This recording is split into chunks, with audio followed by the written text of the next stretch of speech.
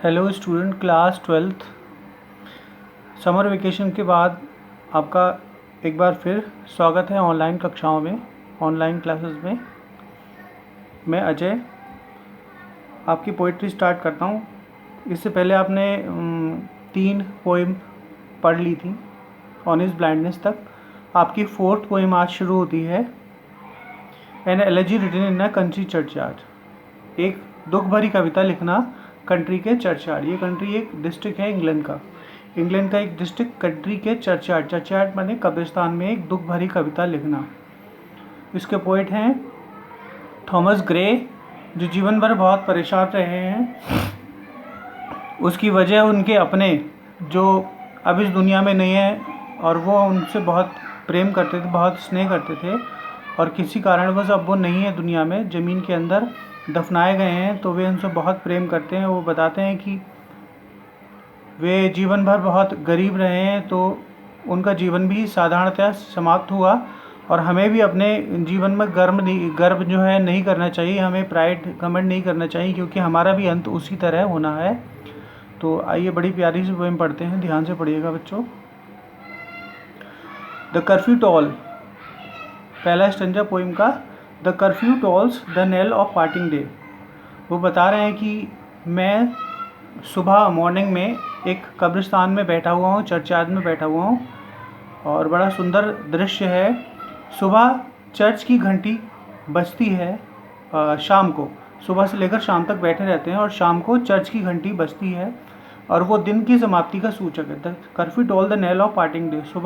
सुबह से लेकर शाम तक, शाम के समय चर्च की घंटी बजती है, और वो दिन की समाप्ति का सूचक है। यानी वो बता रही है कि अब दिन समाप्त होने वाला। द लोइंग हर्ड, रंभाते हुए पशु, विंड स्लोली ओवर द ली, चरागाह के रास्ते पर घास के मैदानों से होते हुए वापस अपने घरों तक जा रहे हैं। द प्लोमैन माने किसान, होमवर्ड्स प्लट्स हिज वेरी वे, किसान अपने भारी हल को अपने कंधों पर लेकर घर लौट रहा है अपने बच्चों से मिलने, दिन भर खेतों में काम करने के बाद। The leaves the world to darkness and to me, अब सारा संसार मेरे लिए और सबके लिए अंधकार में होने वाला है, अंधेरे में होने वाला है। बीनीथ दीज रक्ट एल्म, उनमें से कुछ मेरे पूर्वज वो सदाबहार की जड़ में दफनाए गए हैं। दैट यू ट्री शीप, और कुछ देवदार की छाया में दफनाए गए हैं। Where heaves the turf in many a mouldering heap, जिनके कब्र की मिट्टी लगातार झड़ झड़ कर उनके ऊपर गिर रही है। Each in a narrow cell, प्रत्येक एक छोटी कब्र में हमेशा हमेशा के लिए एक रूठा पूर्वज लेटा हुआ है। The rude forefathers of the hamlet sleep, ये रूठे पूर्वज इस छोटे से प्यारे से गांव में। Next stanza. The breezy call of engine breathing mount, सुबह चलने वाली आनंददायक हवा हमें उठा देगी। The swallow twittering from the straw built shed, या अगर हम घास फूस के घोंसलों में हों तो शोले नामक पक्षी, प्यारा सा अबाबील नामक पक्षी, वो हमें उठा देगा, हमें जगा देगा अपने घास फूस के बने हुए घोंसलों में से। और द कॉक स्लिंग क्लैरियन, और मुर्गा अपनी तेज बांग से भी हमें उठा देगा कुकड़ों करके। और इकोइंग हॉर्न, अगर हम युद्ध के मैदान में सो रहे होंगे तो युद्ध के ढोल धमाके भी हमें उठा देंगे। तो इस तरह से हमें 4 चीज़ें उठा रही हैं।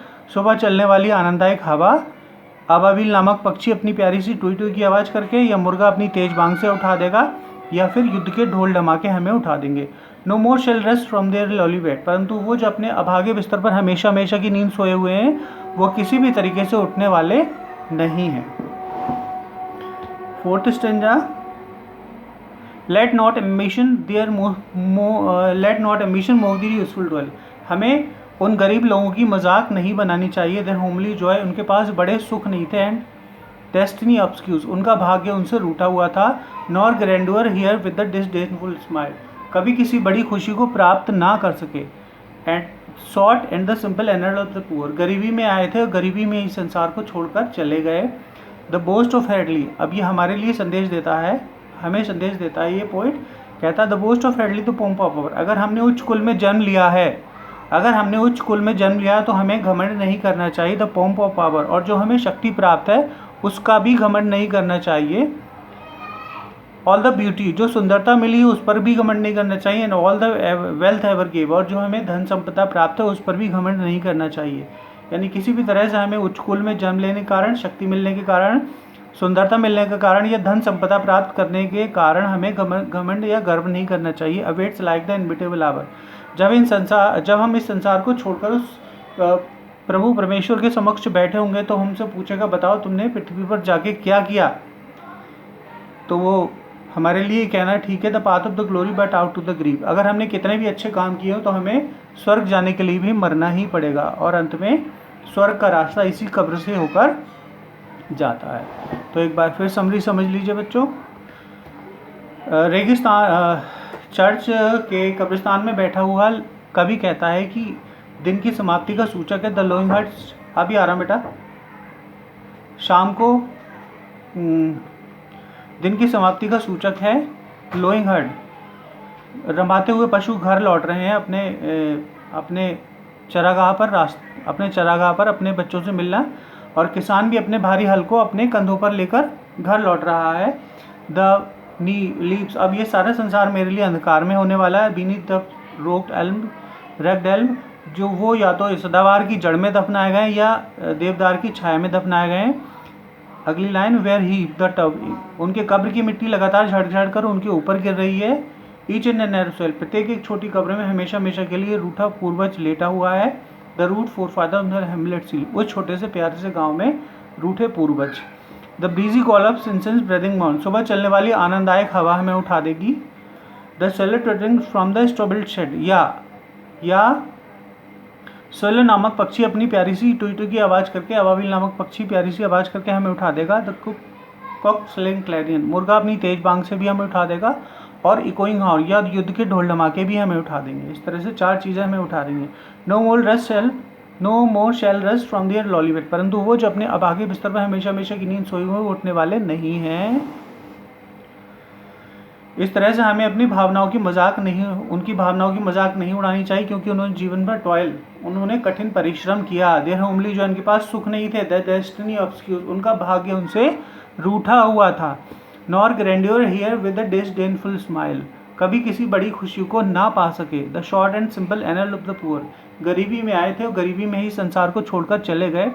The boast of heraldry, the pomp of, अगर हमने उच्च कुल में जन्म लिया है तो हमें घमंड नहीं करना चाहिए। द पॉम्प ऑफ, हमें शक्ति प्राप्त है उस पर भी घमंड नहीं करना चाहिए। द ऑल द ब्यूटी, जो हमें सुंदरता प्राप्त है उस पर भी घमंड नहीं करना चाहिए, और जो हमें धन संपदा मिली है उस पर भी घमंड नहीं करना चाहिए। Awaits like the inevitable hour, जब हम संसार को छोड़कर प्रभु के समक्ष बैठे होंगे तो हमसे पूछेगा, बताओ तुमने पृथ्वी पर क्या किया। तो हम उसे अपने अकाउंट क्लियर करने होंगे। तो वो कहता है कि path of the glory but to the live, अगर हमने सारे अच्छे काम किए होंगे हमें स्वर्ग में मिलेगा, तो हमें इस कब्र से होकर ही जाना है। तो इस तरह से स्वर्ग का रास्ता इसी कब्र से होकर जाता है। तो इस तरह से बच्चों आपकी 4 पोएम्स हो गई। हाफ रैली के लिए 1 बची है। इसके साथ इसकी एक्सरसाइज की PDF भेज रहा हूँ, उससे आप अपनी कॉपी में कर लीजिएगा। 1 पोएम बची है आपके हाफ रैली सिलेबस के लिए। ओके बच्चों।